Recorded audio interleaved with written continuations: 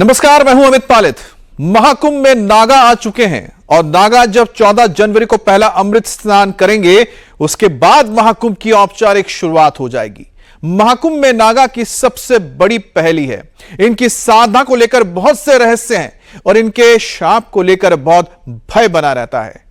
इनके खान पान को लेकर कई कथाएं चलती हैं और इनकी सिद्धियों को लेकर कई ग्रंथ लिख दिए गए हैं। महाकुंभ में नागाओं का आना और फिर जाना दोनों बहुत ही रहस्यमयी है। महाकुंभ में नागाओं के शिविरों में कौन सी साधनाएं चल रही हैं? प्रयागराज में रेत पर बसे नागालोक का एक एक राज आपको दिखाते हैं।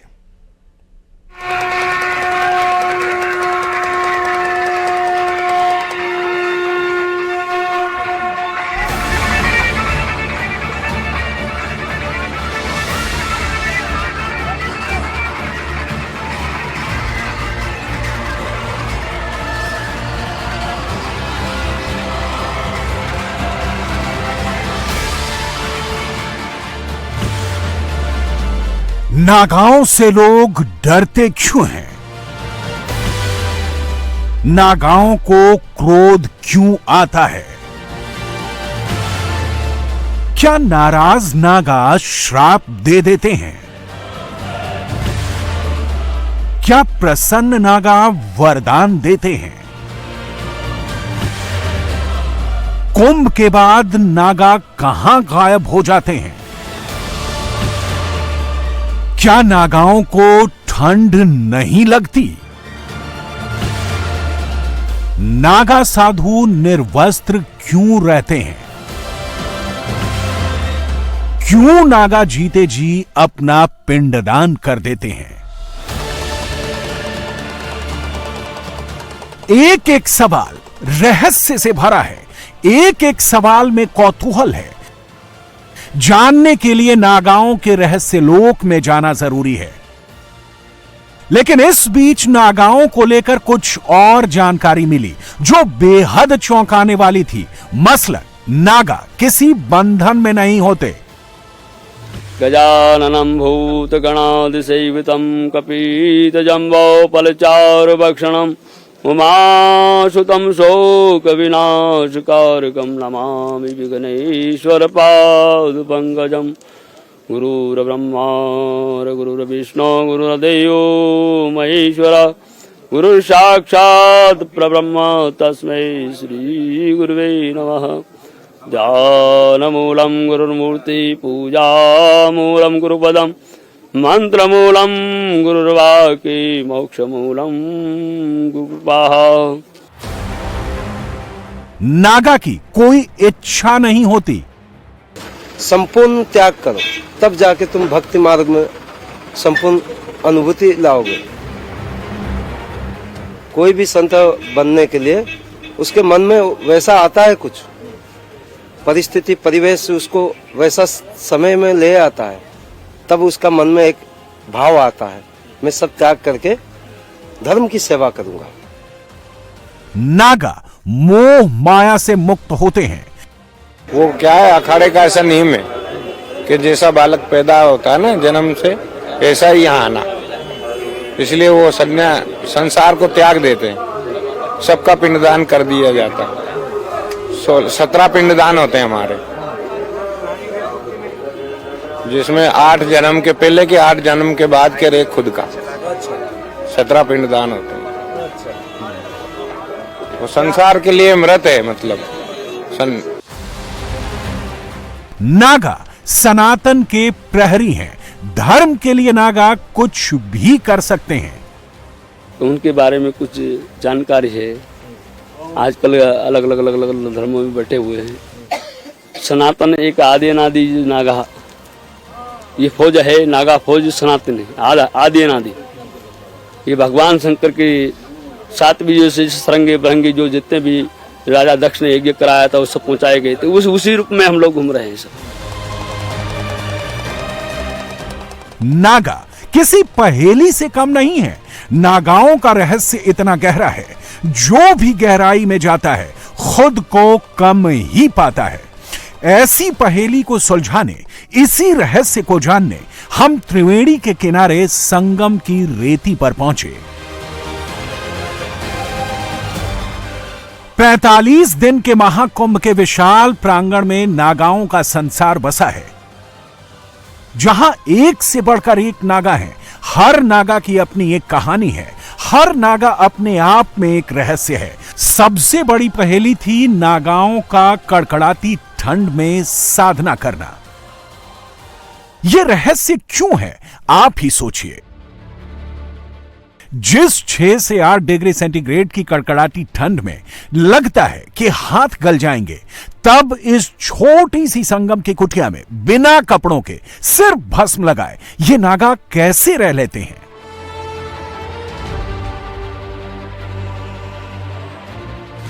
दावा तो यहां तक है कि हिमालय में जब पारा 0 या फिर 0 डिग्री से नीचे चला जाता है, तब भी नागा निर्वस्त्र ही बर्फ के बीच साधना में लीन रहते हैं। वो जिंदा रहते हैं। मेडिकल साइंस तो कहता है कि एक स्वस्थ व्यक्ति -20 डिग्री सेल्सियस तापमान में बिना कपड़ों के 2.5 घंटे तक जीवित रह सकता है। अगर वो 2 परत कपड़े पहनता है तो यह समय बढ़कर करीब 15 घंटे हो जाता है। कुछ साल पहले हिमालय के बर्फ के बीच एक नागा साधु का वीडियो वायरल हुआ था, जो बर्फ के बीच साधना करता हुआ चलता है,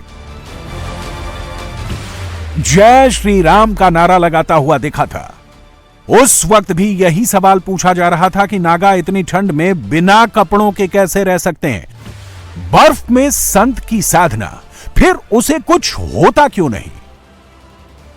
मेडिकल साइंस के लिए भी यह किसी चैलेंज से कम नहीं है। यह सवाल कुंभ में मौजूद कई नागा बाबा से पूछा गया। तुम्हारा प्रश्न के अंदर एक ज्ञान आता है, वो अपने को तैयारी करता है, सख्त कर देता है,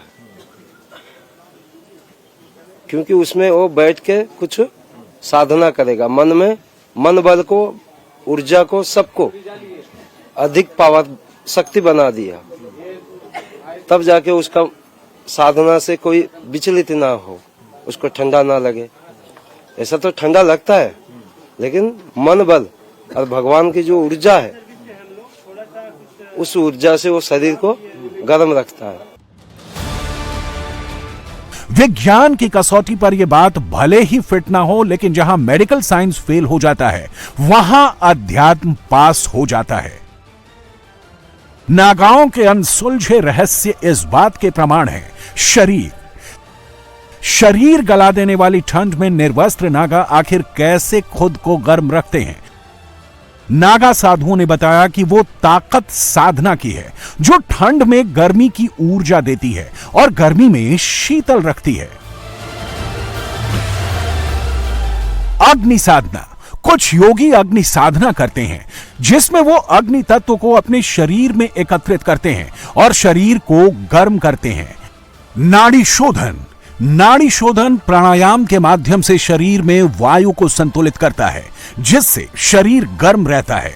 मंत्र जाप, कुछ मंत्रों का जाप करने से भी शरीर में ऊर्जा उत्पन्न होती है। सर्दी, गर्मी, बरसात 3 ऋतु होती है। 3 को संभाव संप्रति, सभी में को संभान देखो, संभाव में जाओ, सब सत्य ही है कि हम लोग उसको परिवर्तन करने के लिए सबको हम सम्मान कर दोगे तो भगवान के देखो एक ही जगह दिखेंगे आपको। संभाव कि प्रकृति क्या है कि आपके अंदर भी वही प्रकृति है, हमारे अंदर भी वही प्रकृति है। इस जो बाहर जो है देख रहे हैं, ये भी वही प्रकृति है। इसमें आप में हमें कोई बदला नहीं, ये कर्म का बदला है। जो कर्म करके वो कोई तपस्या कर रहा है, कोई नौकरी कर रहा है, कोई झाड़ू निकाल रहा है, ये तपस्या अपने कर्म का प्रदान है। कर्म प्रदान विश्व कर रहा का, जो तस्कर विषय पलचा का, कौन सुकाज कठिन जगमाए, जो ना हो तात्म पाए। उमा कहूं मैं अनुभव अपना, सत हरि भजन जगत ही सपना। सिर्फ साधना नहीं, जिस भस्म को वो वस्त्र के रूप में शरीर पर लपेटते हैं, वो भस्म भी कम नहीं है। भस्म इंसुलेटर का काम करती है।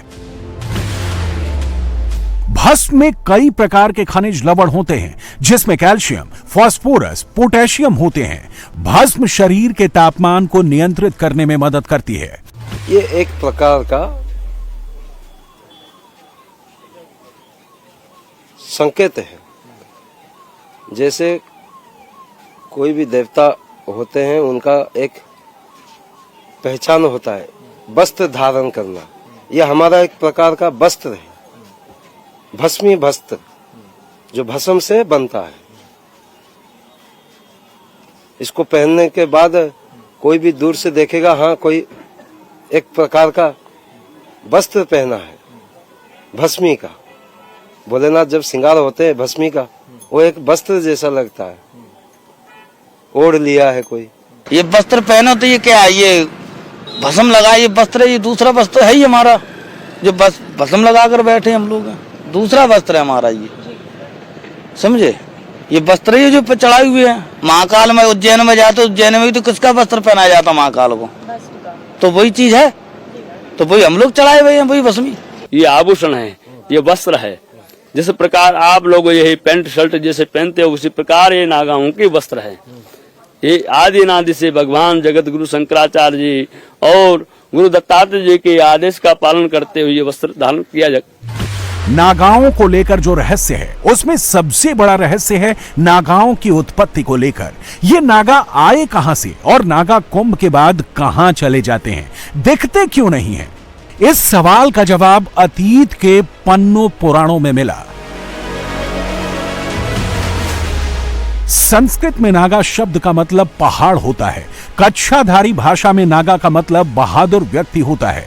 एक नागा का अर्थ नग्न रहने वाले लोग होते हैं। इतिहासकार तो इसे नागा संप्रदाय की उत्पत्ति को सिंधु घाटी सभ्यता से जोड़ते हैं।